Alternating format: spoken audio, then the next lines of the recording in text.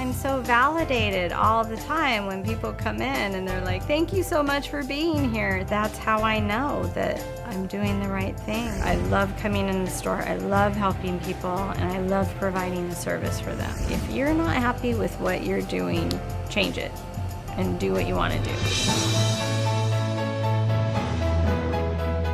I'm community grocery store owner Bridget Reilly, and I do what I love. I have the Bite Market. It's an all gluten-free, dairy-free market. We also have local produce, we have eco-friendly home products, and I feature a lot of local businesses. So I have a lot of people coming in.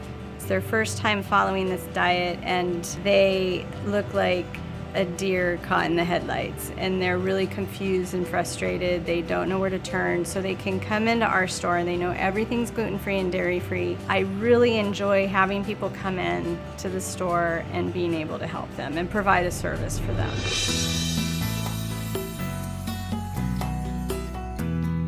As a child, I had a lot of fatigue and I had stomach pains, but we didn't really know what the reasoning was. When I got into high school, they got worse. And then in my late teens and early 20s, I started to develop headaches, more fatigue. I was drinking like 6 Cokes a day just to stay awake. I developed environmental allergies, and I was getting sinus infections and ear infections, and all along my whole life I've been sick a lot. Then in my late 20s I developed a side ache. I went to one of the Western doctors and I asked him, what's going on with my side, and he did a lot of really invasive different tests. I said, is there actually a way, is there anything in my diet that I can change to not have these issues? And he said, well, just stop drinking caffeine.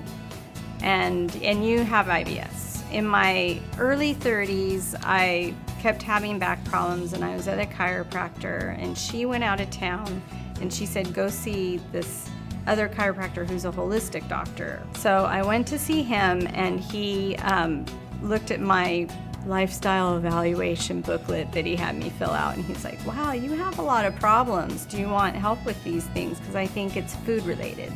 And he was the first person to ever give me the idea that what I was eating was causing all my problems. So we did the kinesiology, which is the muscle testing, and then we also did the food elimination diet, where you take everything out for 3 weeks and then you incorporate each of those like top 8 allergens back into your diet and see what you have a reaction to. And then we also did a blood test, and all 3 of them came up as gluten, dairy, and soy. Then started the cycle of going to 4 different stores a week and reading all the labels and spending all the money and driving all around. And then I get home and I try the stuff out, and a lot of it didn't taste good. So that started the whole research project of finding stuff that we liked and, getting all the products and having a regular life. But I also had a job, husband, and a kid. So I was thinking, man, if I'm doing all this work and I have 1 kid, and we're all eating the same, gluten-free, I can't imagine somebody who has more than 1 kid, a full-time job, maybe they're a single parent. It must be really hard.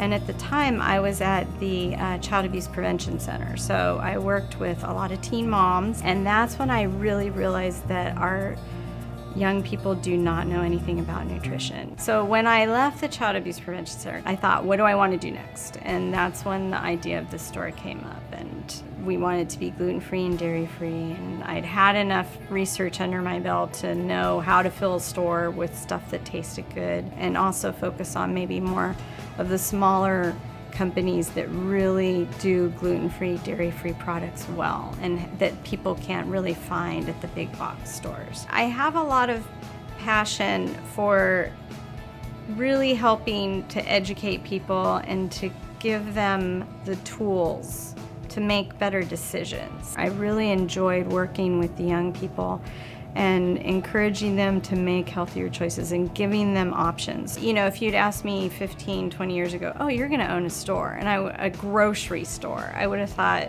you're crazy, because that's never been on my radar, but it just seemed like a natural fit to really continue with this education about food and healthy choices and better options for people. Because if you don't have access to those things, if you don't have access to that knowledge, like, how are you going to make your life better? And I still have people coming in that have been eating a certain way their whole lives, and all of a sudden they're told that they can't have gluten anymore. And it's a big adjustment, and I want to be there to help them make healthier choices. It was really hard getting the store open. You would have thought that it would have been more difficult with the health department, but they were just really black and white. It's like, these are the rules. You must follow these rules in order to open a food store. So we did all the things that they asked, but it was actually more with the city that we were having problems, and they were more of a holdup. So it took us a good 2 or 3 months after we initially thought that we would be opening to get the approval from the city. I went into the Chamber of Commerce, and it was great to meet with all those people because they're all business owners as well. And I was like, what is going on? I go in with my gripes, and they're like, it's not just you, because you think that you have a target on you, that they're picking on you. And they're like, oh no, it's not you. It's everybody. So I think there's a lot of things in the system that need to be fixed, but I think you need to find people that you can talk with and figure out solutions. Otherwise, you'll just walk around thinking,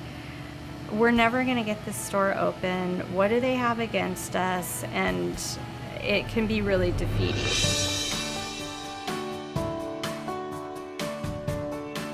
My definition of success is having people come back, enjoy what we have here as a store. Repeated customers, having the people come in on a regular basis, knowing people by name, knowing their products, being able to take care of their needs. That's like my number one success, is having people come here and have an enjoyable experience. I wanted to share my story with others because I really want to promote a healthy lifestyle, and I want everybody to know about it. I want to create awareness and education and knowledge so that people will go out and make healthier choices. I really want people to understand what they're putting into their bodies, what they're putting on their bodies, what they're inhaling. I think it's really important for people to really do research and know about health. I think that people need to realize that you can do this at whatever age. If you're not happy where you are, you need to change it, because you're here on this planet. You're only going to be here for a set amount of time, so you got to enjoy what you have. You can change your life at any stage and make a difference and do what you love. Like, I started this when I was 40. I left my other job and I took a year off, and then I thought, what am I going to do now?